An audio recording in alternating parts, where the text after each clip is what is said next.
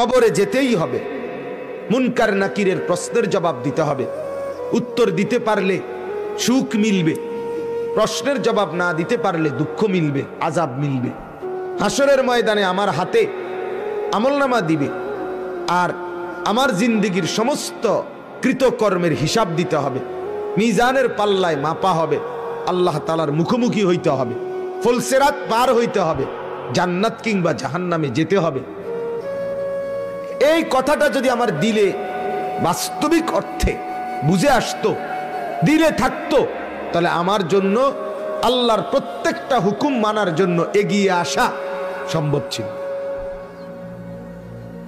নিষেধগুলো থেকে বাঁচা সম্ভব ছিল। আমি আগায় আসি,